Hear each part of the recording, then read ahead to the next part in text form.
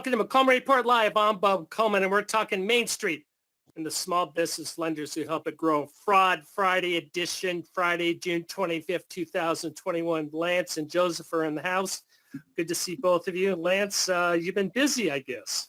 PPP forgiveness is a joy, and I think every lender in the country that did PPP lending is enjoying walking through the forgiveness process. I know there's some things that SBA is going to release and announce that will help us sometime in the month of July, probably mid-July, but we're all very busy. Yeah, we're going to get a lot more guidance. Please ask questions. Sign up for Eventfully Yours, their Lender Connect with Jennifer Blumig, and that's she's getting a little traction off that. But send the questions to us, and we will answer them directly. The big news, we talked today about Carriegi. We want to talk about LSPs, Lance, and we want to know the first thing. LSP agreements need to be approved by SBA, true or false?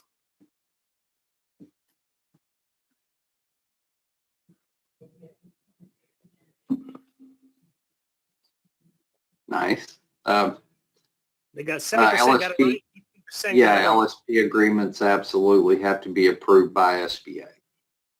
Lance, what if now LSP services provide a wide range of services, and I just want to use an LSP to help me put together a PDK? I mean, there are some one-off services that, but you know, LSPs will know the proper time for an LSP agreement to be developed and submitted to SBA for approval. You know, just a single purchase demand kit, in most cases, you'll probably find an individual and not an LSP that would help you with that. Yeah, and even if you do get an LSP, it's not a master agreement. So I think the SOP is silent on that. They do mention that you can do all these services. What they're truly concerned about is having the LSP act as the SBA loan department.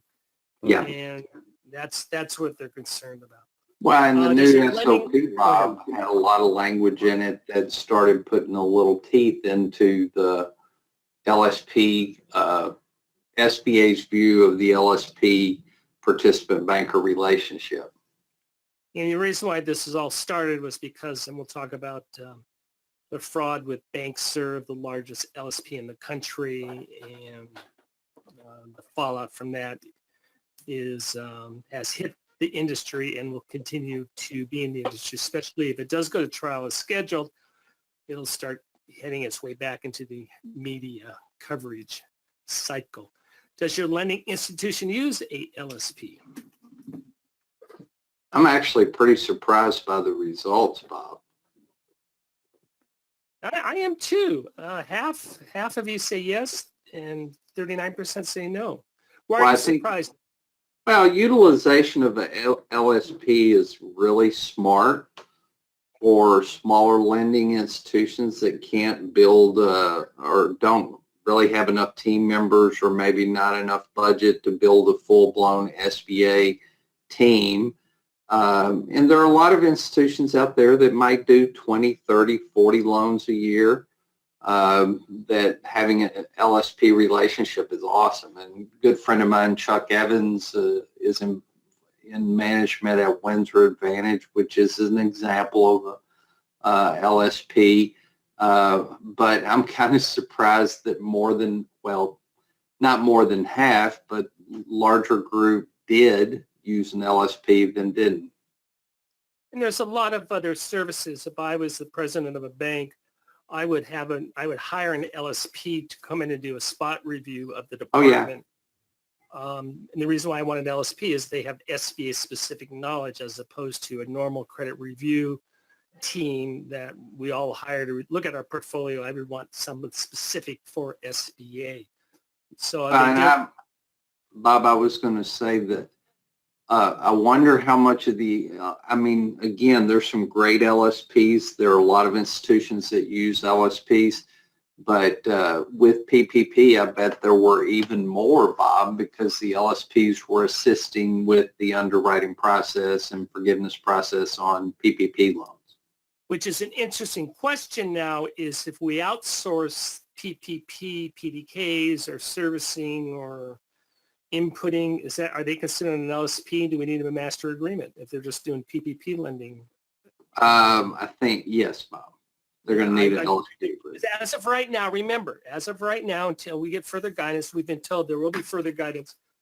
PPP loans are 7A loans as of June 25th, 2021. So we need to operate in that focus, even though SBA has said, yeah, they are, but we understand you don't have to do that much care and diligence or spend that much money. But again, we want to, that's fine that we have that verbal, but we want that in writing so we can go to all of our regulators and everyone say, hey, we're golden. Yeah. SBA views LSPs through the same lens as a loan broker.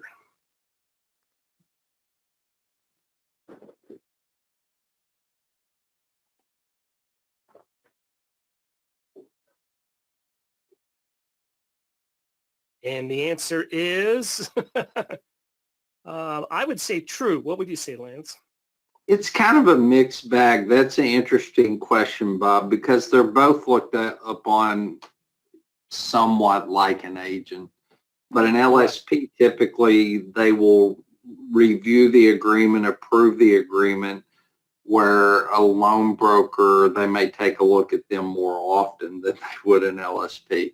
There's some similarities, but LSPs do so much more. Like you've indicated, Bob, they can be involved in origination, they can be involved in servicing, liquidation, department review, loan review. They do a lot more than what a loan broker does. Right, consulting, absolutely. They can actually do. Well, and there's where an LSP, the fee they charge the bank does not need to be reported on the 159. Everything a broker does has to be reported. This is the problem. This is the main problem with LSPs, and then we're going to talk about Ms. Agee. Main problem is that just remember what SBA is focused upon. They're not too concerned what the bank is paying the LSP. They're not too concerned with what the bank is paying a broker, within reason. But what they are concerned about is once the borrower starts writing checks, and a big no-no is where the LSP charges a packaging fee for the borrower, and then so does the lender. And that was happening, and that was probably the number one key that SBA had, was what fees are we charging, and we don't want to double charge the lender and the LSP. Joseph, skip to the next following slide. And this is basically where we are today, Lance. I put this together this morning. Please amendment. But agreements have to be approved by SBA. LSPs are prohibited from handling borrower loan payments. There were always rumors in the industry, and Newtek, let me choose my words carefully, Newtek sued Ms. Agee, sued Bank Service, said that the loan balance report was out of balance $800,000. So in other words, the monies came in, and when Newtek took over, they could not account for $800,000, i.e., it was shorted, and that was alleged in lawsuit. They do encompass a wide range of activities. I call it the double dip rule, where you cannot pay that. And the big emphasis, Lance, is you cannot, absolutely not, when they walk in for you the review, say, my friend Chuck handles all that. Absolutely not. The big takeaway, well, obviously the agreement has to be approved.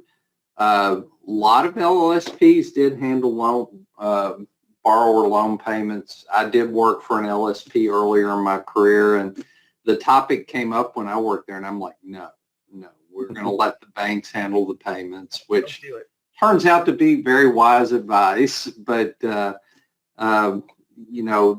problem is there's always the possibility of misappropriation of funding when you're handling loan payments, and you don't want that on SBA loans. So the banks have to handle loan payments. The other thing is what Bob said.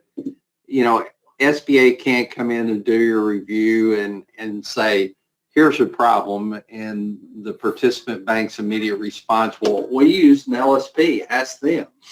Yeah. You're responsible for origination, closing, liquidation, servicing, It's and probably you need, the worst response you could give. So, Joseph, so what's going on with Carrie? Bring us up to date with her and what's happening. Yeah, well, I was going to say that the loan broker LSP argument, I think before 2017, they might have had a little bit more leeway, but the scrutiny on LSPs is definitely a result of Miss Aggie's actions.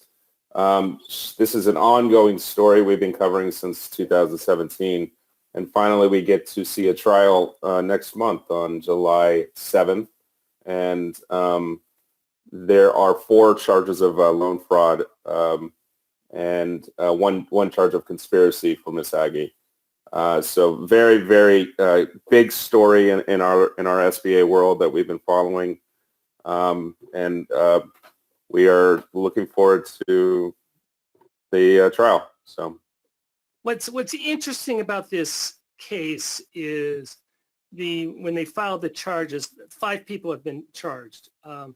Carrie's ex-husband, who co-founded BankServe with her, who was with another LSP, they charged him, and they charged 3 of the employees. mm-hmm. So this was not a case where they're simply going after the CEO. They're going to the person who actually processed it, and they're going after those people, which it makes me uneasy. I don't know about you, Lance. well, here's one of the questions I would have, Bob, and I've not seen any documentation. I wonder if that lower to middle level employee signed the SBA Form 1920. There you go. That's we constantly train lenders. We talk about in the SBA loan closer course that the new update just released this week. By the way, and make sure you check it out and get your people signed up. We talk about the SBA Form 1920 and what it means as a lender when you're signing it and certifying certain information. And, if there was a fraudulent activity on an SBA loan on the part of the lender, whomever signed the 1920, Bob, probably is at risk. But this is what happened. Carrie wrote allegedly now. I have to, Joseph, your job is to say allegedly. Everything yes. I say here, this is based on what the Department of Justice says. So, okay, get that out of the way. She wrote an email to one of these employees who was indicted that said, hey, you have delinquent payroll taxes. That's not going to fly. Dump it all into working capital.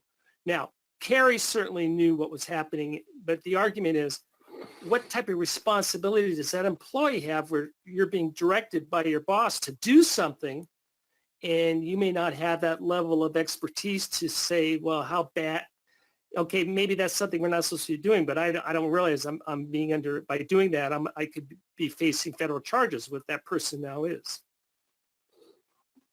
Well,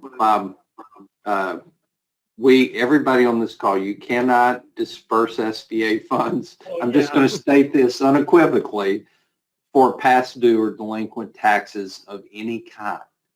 Yeah. So now there's some leeway in the SOP when it talks about taxes that are on a payment plan. Well, yeah, that's different stories. But here you're being directed to do something which definitely should not be done. It's against the 1920 where the lender's making representations. And in this case, another place, and this is not necessarily Carrie and BankServe's issue, but another example is you're not supposed to disperse money to the guarantors. Yeah, same kind of issue. So I guess the takeaway on this is, gang, Carrie's obviously very high profile, and they love targeting the CEOs. In this case, I'm sure the department, they love targeting a high professional, one of the leaders in the industry in terms of a woman. And then they're going down the chain. And anyway, so we'll be following this closely. Second fraud story that we have is what did our friend in Pennsylvania do, Joseph? This gentleman received 5 separate PPP loans, and to make even matters worse, when he was out on bond, he applied for a 6th. So I don't think he ever learned his lesson. Joseph, I had 1 luxury car, but why 5 luxury cars? It's just greed. It just comes down to, it added up to $3.8 million. We're obviously tracking it, and we're going to see the sentencing. I don't think we've seen, we don't have much to go off of because it's such a new type of fraud, but I think he's in a lot of trouble. So, well, one of the things about the 2021 PPP lending, the fraud's different, but I was sharing, and we were talking about this before the show. There was actually a TikTok video that was released that taught independent contractors, if they are sole proprietors, it basically was saying, hey, you can get some money. Here's how you do it. So it's, there's going to be absolutely a different kind of fraud in the 2021 PPP round than there was. This guy stole a chunk of money. I think the thing that's crazy is he was being chased by the feds, and then he still applied for yet another loan. No, he didn't get the last one though. Excuse me. We're obviously following restaurant revitalization. What's interesting, Joseph, is on Save Our Stages, the shuttered venue. 10% of venues that applied for grant have received that they were approved. Fewer have actually received the money. The takeaway on this was a story out of Variety. And Variety was saying, Lance, and you'd be interested in this, that the SBA is doing a daily phone call with the Save Our Stages, which is a coalition of people who are concerned about getting money to that niche. And they're talking to them every day. And what the article quoted was saying, hey, things are starting to move, not as fast as we would like. I didn't realize that the article said the SBA's website crashed for 3 weeks. I didn't know it was out of action that long, Joseph. Well, I don't know if you remember last month, Congress, the SBA management team, they got sent up to the principal's office in Congress. They basically said, why is this taking so long? Get it out. And they rushed it out, and obviously there was glitches. So 10% have received notification that they are approved, and very, very few have actually received funds.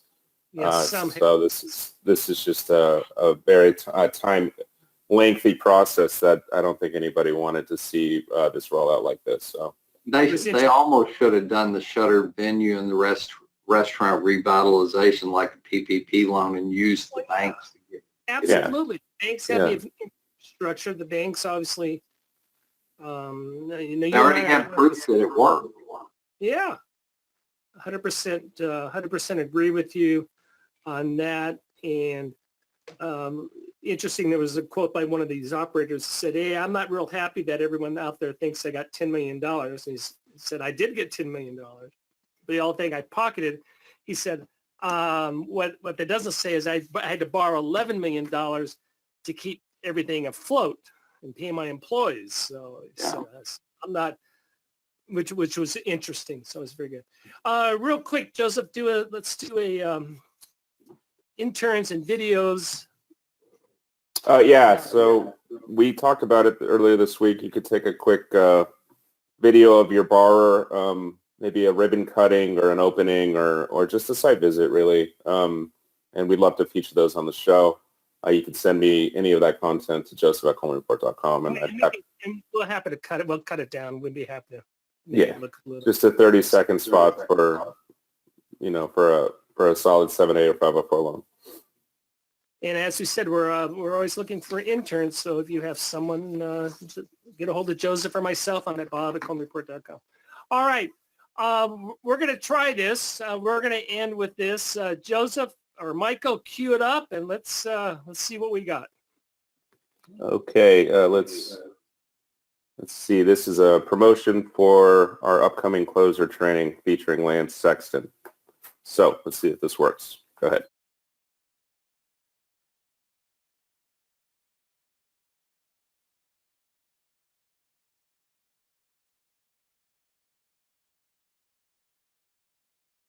SBA 7A loan closer training. I'm Lance Sexton, Coleman faculty instructor, and we just finished filming 39 new sessions to update the SBA loan closer series for 2021. Join us for all the new training sessions, including eligibility overview on SBA 7A loans, generating the SBA loan authorization, understanding the SBA Form 1919, and 1920, documenting equity injection properly to avoid problems on your guarantee purchase, generating the SBA 7A loan documents and other loan closing document requirements, properly dispersing the SBA 7A loan, and transferring the loan file to loan servicing. Hey guys, we look forward to seeing you. Sign up today. Hey guys, we look forward to seeing you. Sign up. Very good. Is that, Yeah. Way to go, did that Lance. come over Look- the wire for you, Lance? Yeah, I was able to see it.